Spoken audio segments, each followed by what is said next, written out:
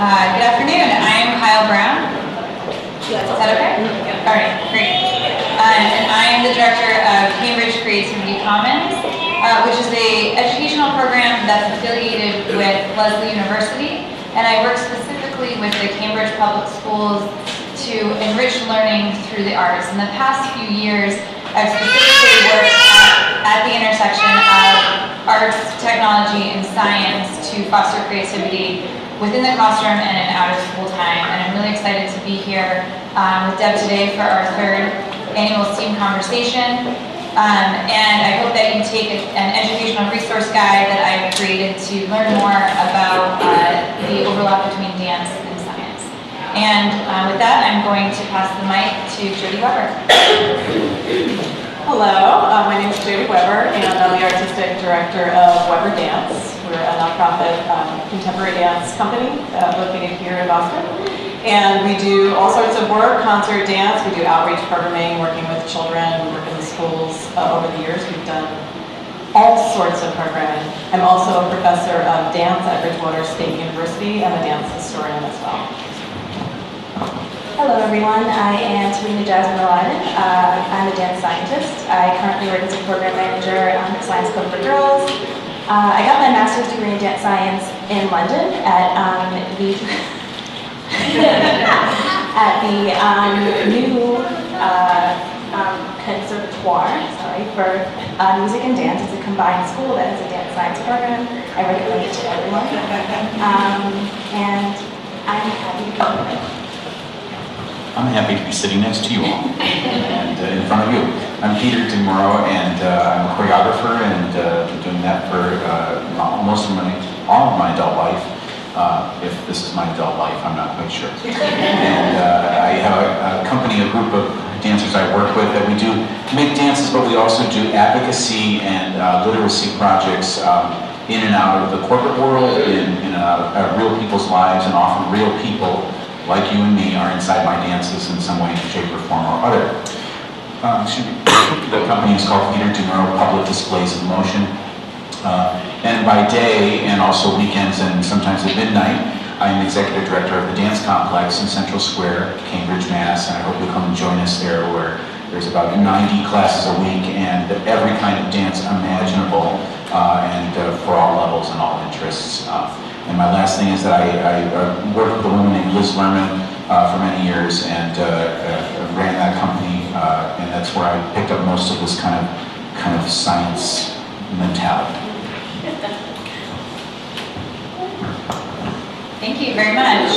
So the first question for our wonderful panel here is, how do you make something, in this case, a movement? How is an idea manifest? How do you research or investigate that movement? So we're going to start with Peter.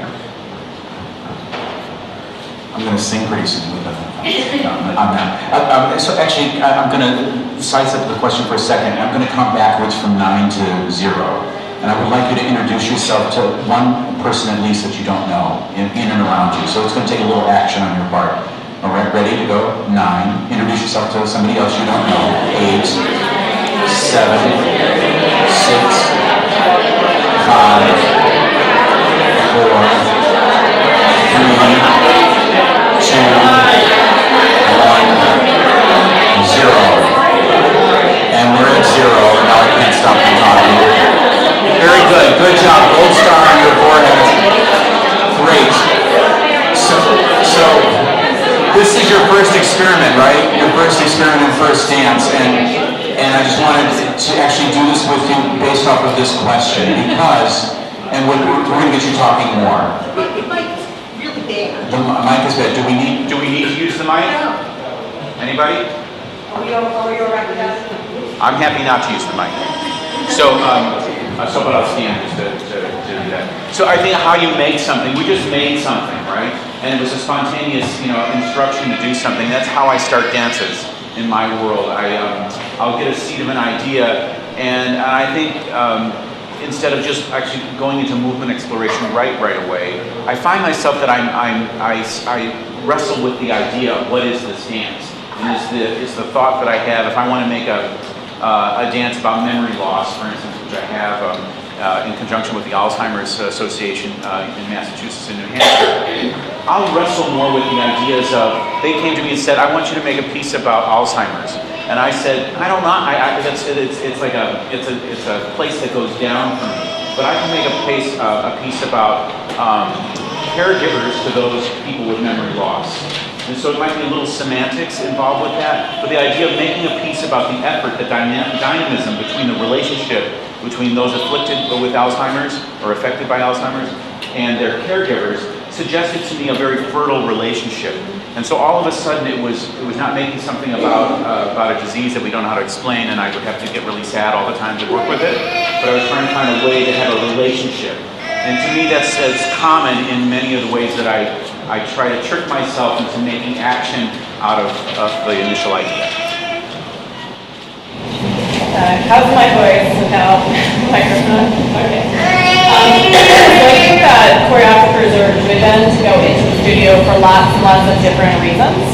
And there are lots of choreographers who like to go into the studio and start generating movement first, and that's what really interests them. For me, I'm really interested in themes, thematic ideas. That's where I always start. My dances always start there. So usually what happens for me is that I'm reading a book or a number of books, and I start thinking about how ideas intersect while I'm reading those books. For me personally, a lot of my work has had to do with the environment and climate change, and my perspective as an artist has been asking questions not about the choices we're making, but about why we're making the choices. So that's kind of been my avenue in. I wanted to say, in talking about this, that one of the things that's interesting or challenging for me is that to think about multiple ideas in the way that is required, I think, to build art or to work in the science field or any of the creative fields, you need time for contemplation, right? You need time for these ideas to percolate together, and I think this is a real challenge in our contemporary world where contemplation is not something that's necessarily valued, or the time for that is not necessarily valued. So that's something I really struggle with, and as a professor, it's very difficult for me to start dances when I'm in the full semester because I just have so much work going on. So summer times is the place where I can really start to work with those ideas. So I want to just throw that out. Once I have those ideas percolating, then I have to get in the studio and move, and I often work from words and images, since I start often from books or ideas in that way. So I just wanted to give 2 examples of that so you sort of know what I'm talking about. In my most recent work of Blooms and Lilies, which is about a juxtaposition of the work of the mill girls in Lowell, the arrival of the Industrial Revolution, got materialism, and a conversation with a contemporary woman. So I'm looking across time at the choices we made and the outcomes today in this work. I went to the mills, I looked at the machines, I photographed the machines, I videotaped the machines. I use that as inspiration for movement. And there's a section of the dance that really embodies the feeling of machinery that comes from that. Or another example would be that I read a lot of the writing from the women who were working in those mills about their lives. Some of that writing actually appears in the work, but even writing that doesn't appear in the work, I used to generate movement that got me started in the project. Can you just say what the name of that piece was again? I couldn't hear it. Of Blooms and Lilies. Of Blooms and Lilies. Yeah. And then I just wanted to say, because I think maybe this, I don't want to speak for anyone, but when you start a dance, a project, it's so vulnerable. Yes, right? It is. So you start, and it's, there's all this possibility. So there's also just the courage to step in and get started and let it be messy and begin the messy process. So how I make things. Could you stand up? Yes, I can. Making things for me goes back to my childhood. I was a very weird child. I didn't quite understand certain the social constructs. It just didn't make sense to me. So one of the first things I can think back to was my dance teacher said, make a dance about yourself. And I was just like, well, what about me? I'm a complex 10-year-old. So about me. And this is something that came up with me very often as a child. You would have things to fill out on your first day of school, things about you, or what's your favorite this, and I submit it and say, is that the right answer? I just didn't have a good self-concept that's separate from what was like 2 plus 2 equals 4. That's right. That was sort of how my mind worked, and so it kind of does. Thanks to dance, I branched out from that. But for that first assignment, what I did was I spelled my name out on the floor using a pathway. So when my dance teacher asked, how was this dance about you? I was like, well, I just wrote my name on it. So that's what I started doing. I made this pathway with my name, and then I add this to it. So that's how I make things. It's not very exciting to start with, but it usually ends out, thinking this in my mind.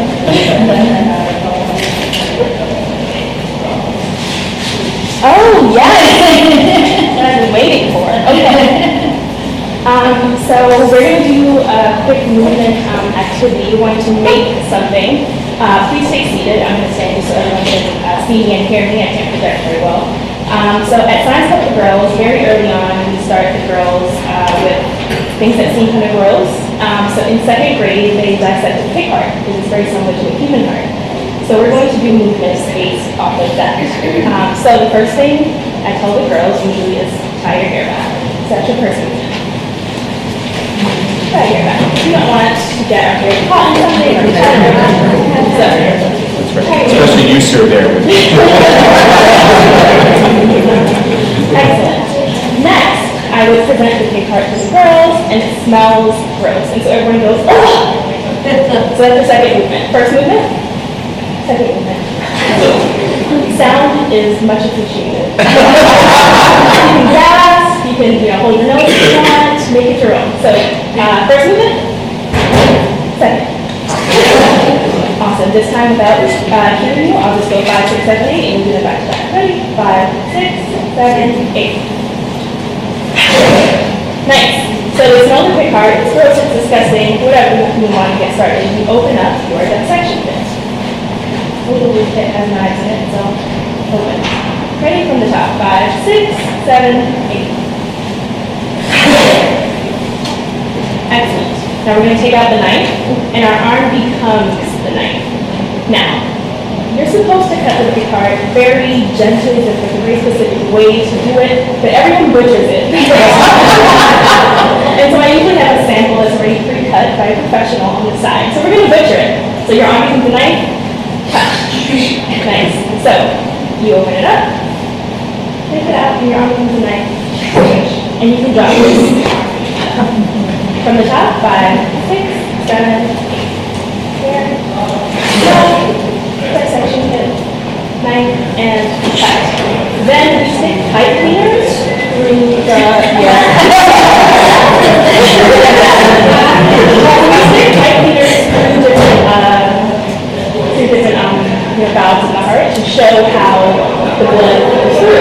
So you cut, same arm, pipe cleaner, blood. Nice. Again from the hip. Butcher it, pipe cleaner. From the top. 5, 6, 7, 8.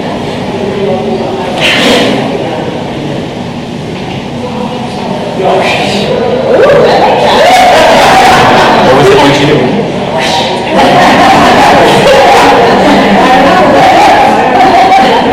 All right, one more time, and do something surprising that you've never done. Surprise yourself. Ready? 5, 6, 7, 8.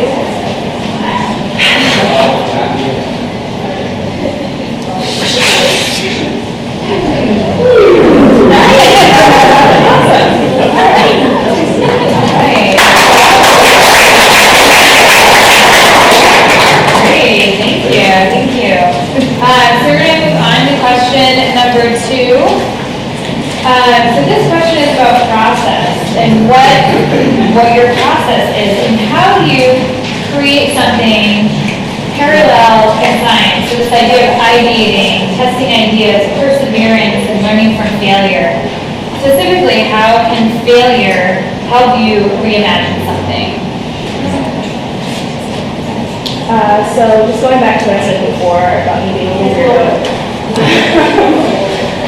So I like to start with very concrete things when I make something, and then I like to add things on that but I know I have a solid base that I can go back to.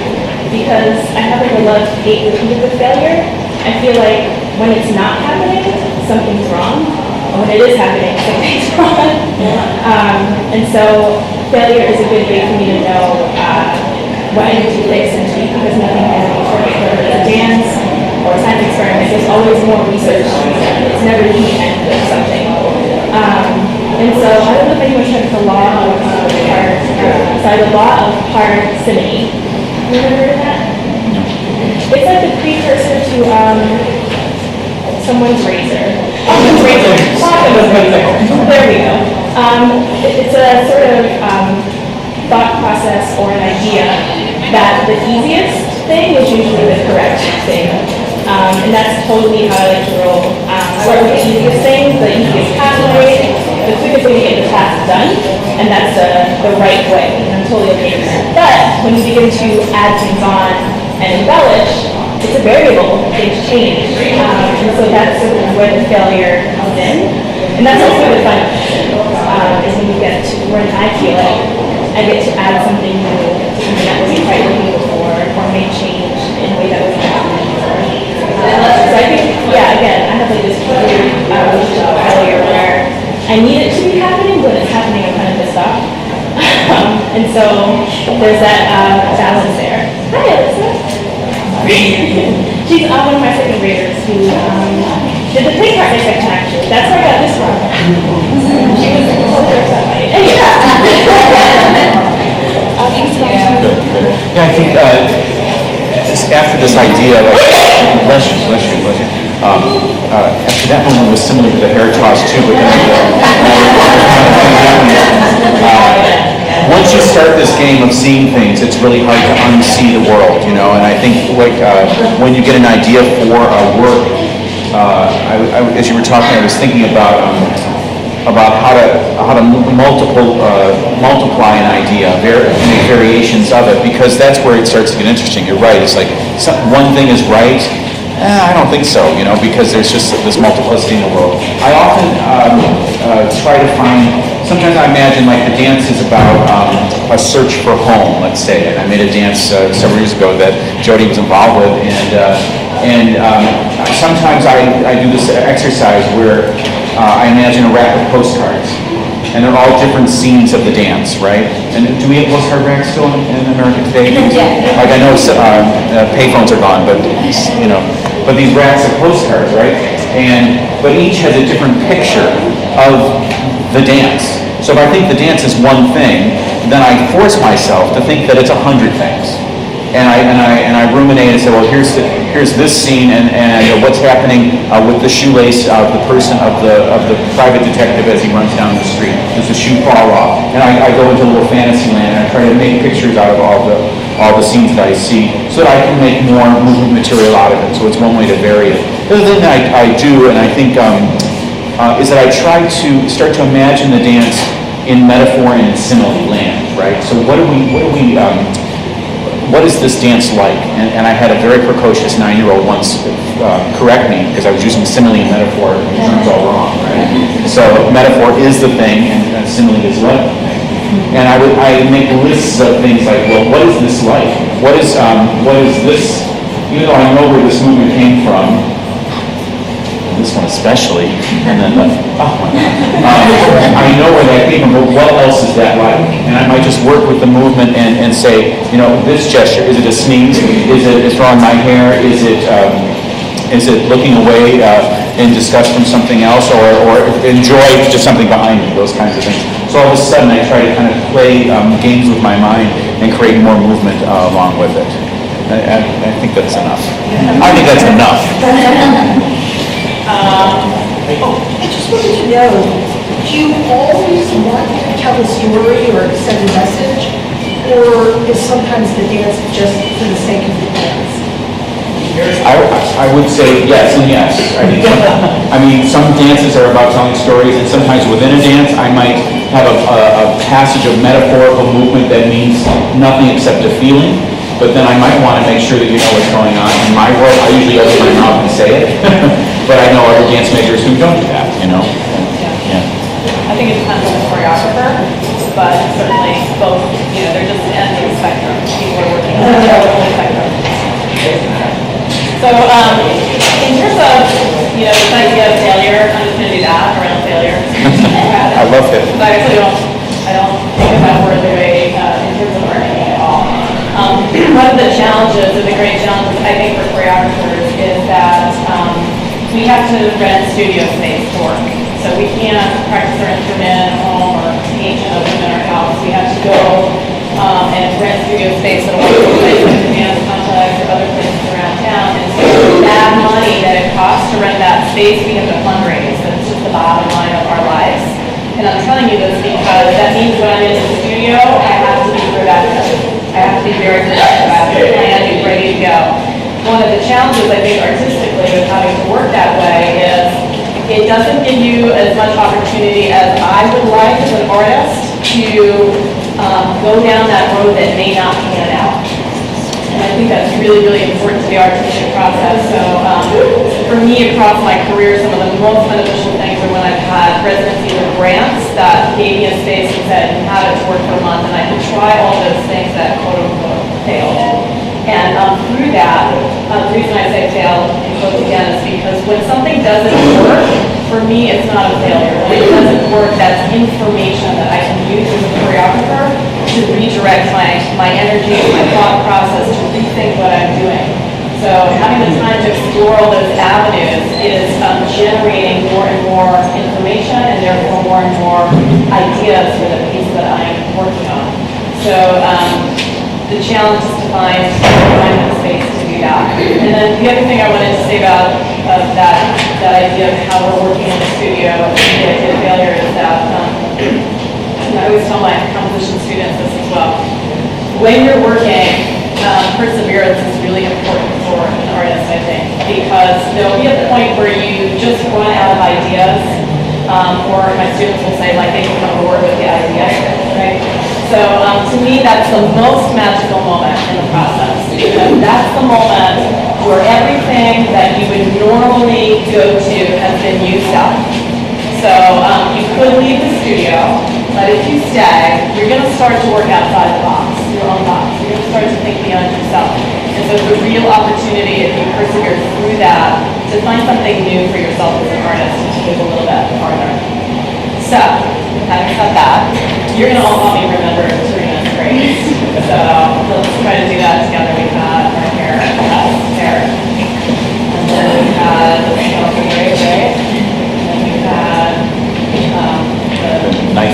tool, the knife head, the knife. And then we cut. And then we had a thing.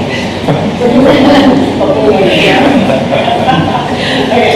So whatever that material is that you start with in your choreography, so we had this main phrase and we had this idea behind this main phrase. We have kind of a choreographer's toolbox that we can go to expand movement ideas that are then related to that main phrase and make up more material to work with. I have some of the words up here on the screen behind us. So these are what we call motif and development ideas. So we're going to just do a couple simple ones together, and you'll see what I'm talking about. The first thing I want to try today is to change the quality of all of the movements. So we're going to pick one quality. We're going to try to do this whole phrase with that quality. Anyone want to pick the quality? What's a quality? Jerky. Like jiggly, soft, wavy, jerky. Yeah, great. Okay, so we're all going to have our own interpretation of what that means, but let's go together and try and be jerky with the whole phrase of movement. Ready? Ready? Here we go.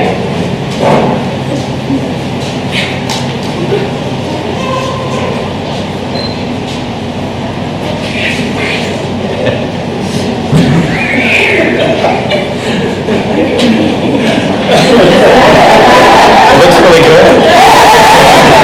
Looks great. So let's try changing the size of it. So if you will indulge me, stand up. We're going to try to make it really gigantic without being your neighbor. Slow, gigantic and slow. So kind of big, like what's the biggest pathway for putting your hair back that you can find?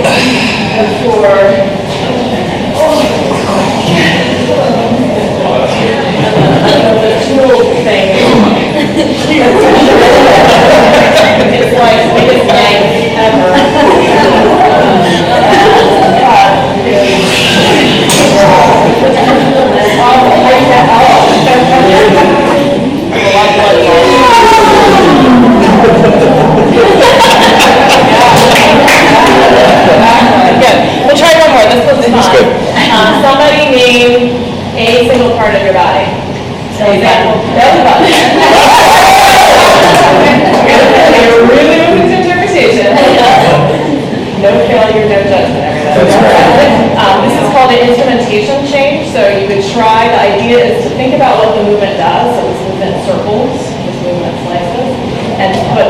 those ideas in that body press.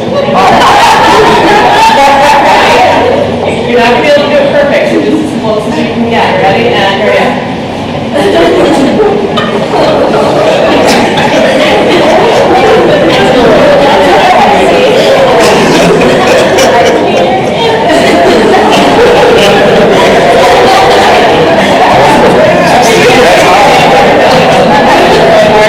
Good, so we're going to go on, but this is a way that you can take that original phrase and start to develop multiple ideas, select from those, bring them back. And a lot of times they have to do with the original theme, a way to expand. Right?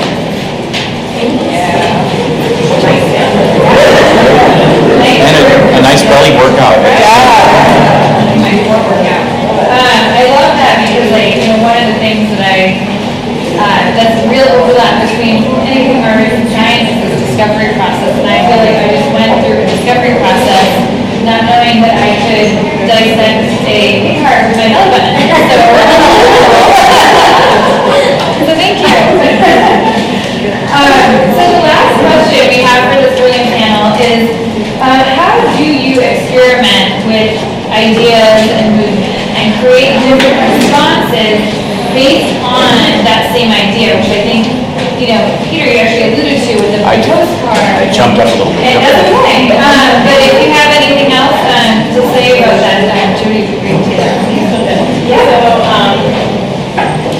So, you know, after I go in the studio and the phrases are developed and then you're building additional movement, then I start to think about what are these movement ideas saying, which I think is a little bit what Peter was referring to. So what are the images saying?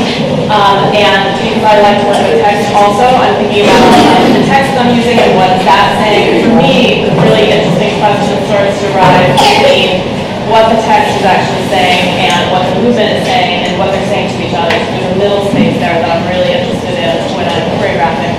I'm also thinking about practical things like how many dancers am I working with, what are the internal structures to the dance in terms of spatial components, how they're relating to one another, what phrases are happening at the same time. So I'm looking and playing with all of those ideas when I start to build out a dance. I have two of my dancers here, Shannon and Christy. She's working in the background. But one of the things that I really wanted to say about the process for me is that when I'm really in that building out stage, that I embrace multiple viewpoints on the ideas that I'm working with. So I really encourage the dancers' ideas for the work as well. And a lot of times we'll work structurally, like we may have 2 or 3 phrases, and I may say to 3 dancers, can you take these phrases and make them happen on the floor and share weight, for example. And so then we go off and investigate that together, and then we come back and see how that spoke to other material that's going on. So it starts to become larger bodies of work that you're juxtaposing against one another. So, dance science is really interesting in that the study that sort of begins with a professional dancer, sometimes in a laboratory setting. But what you find in that setting can actually be applied to many more non-dance populations. So for example, turning and getting dizzy. Most dancers use a technique called, good dancers, use a technique where they spot while they turn to prevent from getting dizzy. This can be awful, but here we go. So I'm gonna pick the camera, maybe. And so I'm turning, and my body's that way, my head's still that way. And I'm gonna snap my head around so I don't get dizzy. So it decreases the range of motion, so that I'm not taking in every single thing as I turn. Just that one can make me dizzy. So yes, turn, bump. So there is a study that's still ongoing that spun dancers and non-dancers around in a chair, and it studied their brain. And dancers actually have a more advanced brain in this particular instance in that it takes them a longer time to get dizzy. So what we learned from that is dancers have a new skill, but this can help patients who have sort of chronic dizziness, which I think that's like 7 years old. It's not super common, but you know. And so we can actually train non-dancers in that movement technique to help them like live their lives better. this we see in terms of like Parkinson's, autism, dance uses many different parts of the body and parts of the brain. That's good for so many more things. So for Parkinson's patients, they actually take a dance class, like any person would take a dance class. And there's this amazing video, I can't remember where it's from, but I'll send it out. There's a person talking about going to answer their doorbell. Now when they sit down and they think about going to answer the doorbell, their mind first thinks about it, I have to get up, I have to maybe walk past the couch, and they can't do it. They're stuck because of their symptoms. But if they think about it as a dance, it happens. She gets up, she walks to the door, and she opens the door, and all the movements that she thought she couldn't do, she's actually doing just by playing a song in her head and thinking about a chassé or so it really changes people's lives. So when we find things out of dance that are like seemingly useless, like you're turning and you're spotting a wall, like who cares? These things turn into so much more when you think about different people and how they can affect different aspects of our life. Yeah, I'm grossly uneducated and naive about all that study, but I know from personal relationships, like friends with Tourette's syndrome, for instance, same thing when singing, and it's something about the imagining the arc of time passing, and how you fill in that time. And I know from my own upbringing in making dances, or being a dancer, I wasn't the typical body. Look at this, but this idea that there's something, these other mind-body connections that are pulsing through that are important. I think I alluded to this, I guess, in all three of my answers. Is the sense that I try to interrupt my pattern as much as I can, right? And interrupting patterns means that there's multiplicities of answers. And in many ways, when in the company that you can see a picture of the people reaching. It's a company called Liz Learn and Dance Exchange, a company I worked with for about 15 years. And the makeup of that company was intergenerational. The youngest in the core company is about 22, 23, and the eldest at any given point was either 76 or 82. But we often worked with as young as 3 months old, strapped to his mother's back, dancing at the Kennedy Center, and as old as 103. We were also rich and poor, black and white, straight and gay, everything else in between, every kind of whatever race meets in our world today. We're all 99% the same, but the outward appearance of all that. And I bring this up because it became this idea of almost a creative laboratory, and we were using different kinds of scientists inside this work. And if we had all the same people making the same kind of movement, and this is no denigration against ballet or any cultural form that looks for that. It was the idea that if we had multiple bodies and multiple ages and multiple experiences, we are going to make all these variations that are going to be so interesting. So we got very excited about this. And to that end, often in the company, I'm just going to jump into this because here we are, don't smoke, it's not free. And I like to think about, can you talk about the heart? You had the pig heart, right? Yeah. Earlier on, and then and what was this? Was when you The smell. The smell, and the knife thing, right? And the kid in there. So when Terina was showing you all that or talking about all that, did your mind go anywhere else? Like when she mentioned the smell, for instance, did you think of anything that smells badly in your life, or are you thinking about that now? What might that be? The bathroom. Oh my God, the bathroom. What did you think of? A variation on bathroom. How about that? That's fascinating. Are you the one that has to clean up that either or something? Oh, I see. Hence, it's really great. It's a great laboratory. It has different ages in it, right? Anybody else think of something else? The smell, bad smell. Rotted garbage. And have you experienced rotted garbage in any time in your life? Yeah. Anybody experienced rotted garbage? Yes. What was wrong? Well, it was actually the compost bin, and I left it way too long. Right, yeah. Oh, it's disgusting. It was. And what did it look like? It was furry. Like green fur or white fur? Yeah, blue fur mainly. Blue fur. Yeah. Interesting. Blue fur all over. In fact, it's still in there. Well, I don't know if you can see what the gentleman, what's your name? Sorry? David. David. So what David did is he defined the compost box, right? So if you do this with me, it's really good. So there's this box, all right? How does the thing open? It latches, all right. So that's a really great gesture, but I'm going to think of the hinge behind it. The hinge behind it, close your eyes for a second. I want you to think of that hinge on that compost box. And it's got blue fur eyes. It's disgusting. If I were to ask you, how would you make a gesture with your hand that equaled a blue furry hinge, what would you do? Go for it. Oh, these are beautiful. These are really, really good. Good. And relax for a second. All right. So, in this side of the room, can you just turn to face that side of the room? And if you want to close your eyes, you can. This side of the room, we're just going to watch them do their blue furry hinge. Everybody on this side do it, and go. Think blue, think furry, think hinge. Interesting. Give them a nice little round of applause. Your turn on that side.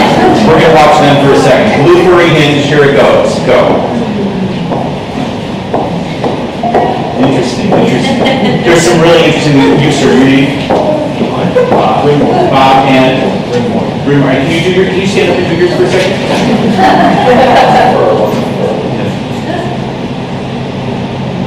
Yeah, and when you did it before, you did it a little slower. Can you do it again?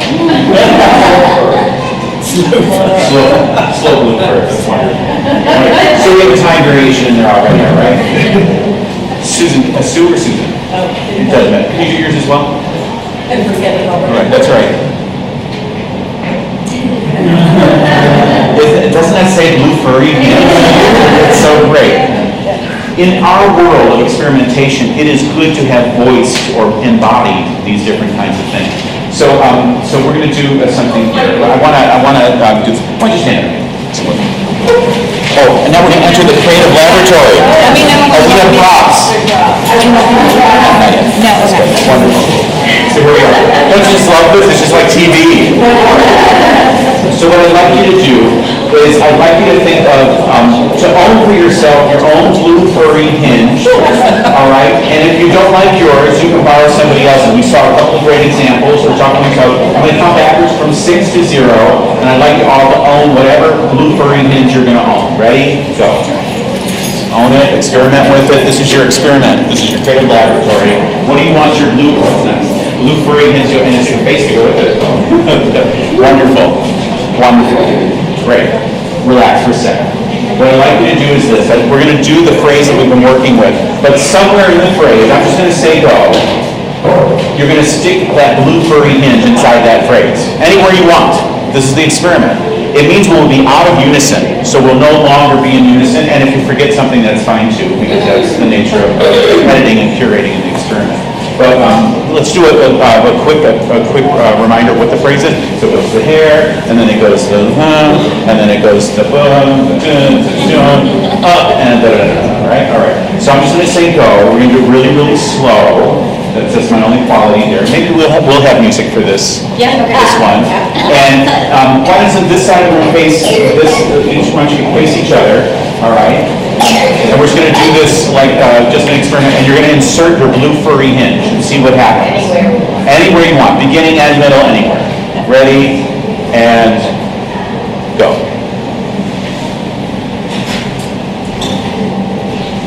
And slow is the quality, right? I don't quite hear any sound.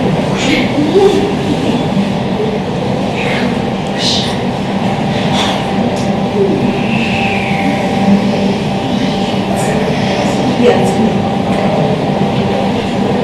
And when you're done, you can just finish, and we'll know you're really still. Give yourself a round of applause. So, fellow scientists, don't you think this is so much to me? What I'd like you to do is, I'm going to count backwards from 10 to 0. And what I'd love to see happen is that you bring your chair to the outside of the circle, nice and big. And that's nice. So we have a little space for our creative laboratory. So I find what's fascinating now as we think about a creative laboratory, and sometimes we want to take things into space a little bit more. Now, there's some people who arrived a little late, and we need to review. Terina-Jasmine, can you just give the original phrase for us? Yes. So, for those of us when we are dissecting a part, we tie our hair back before science takes circles, and most of us have our hair out.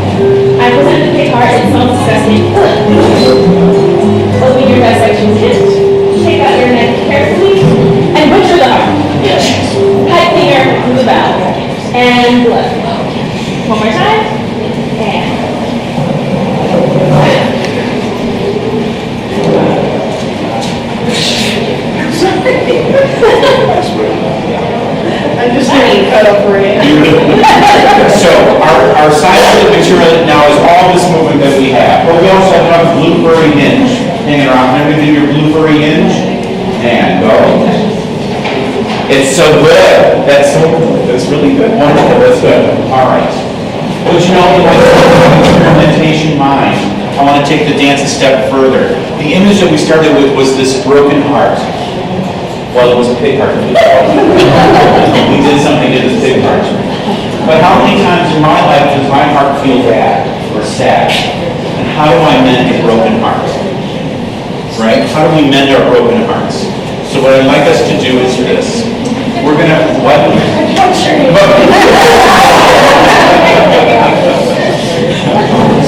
might be polar opposites, I'm not sure. So what I'd like to do is I'd like to create some mini laboratories among you right now, all right? And here's the deal. You're going to be in little groups, and if you're not used to standing or you need to sit, you can do this, but I want you to work as a team, as a scientific team. The components of this experiment are all the movements you have from the pig heart.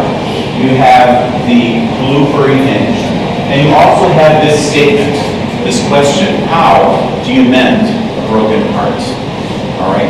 So what we like to do, I know there's some folks here that are like family units, which is great.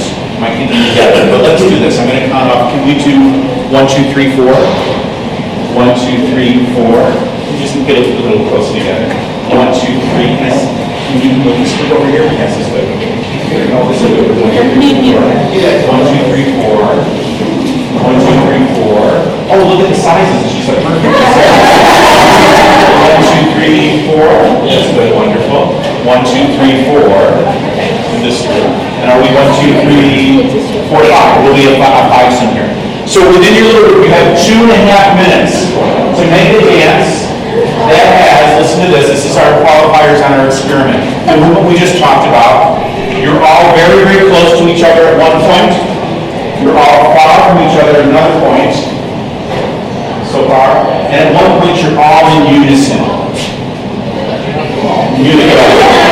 So what does that mean? All right. And another theme, if you want to work with it, is how do you mend a broken heart? All right, I'm going to say this all again. At one point you're all close. 1 point you're far. 1 point you're in unison.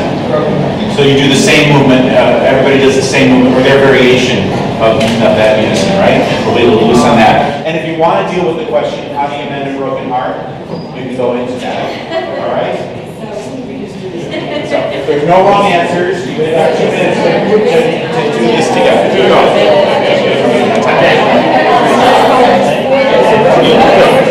Right on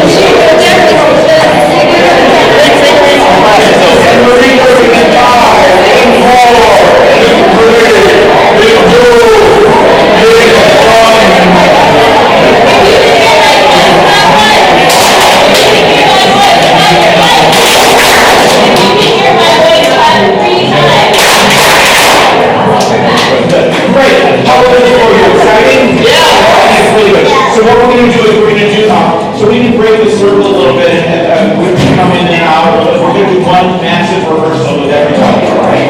So when I say begin after now, you'll begin, and when you're done, you'll either stay frozen in the last position, if that's comfortable, or not, or you just come to neutral, a scientific term, and then we just want to see, so you have one final dress rehearsal before this, one final lab experiment, and then we'll take a look at maybe a few of them at a time, okay? Can we have a little Try, sound? yep. We'll see what the sound is. So I want you guys to get a little bit, yeah, sing out. You see if you can just press play. Great. Yeah. So everybody, anytime after now, go. When you're done, you can be still so we know you're done.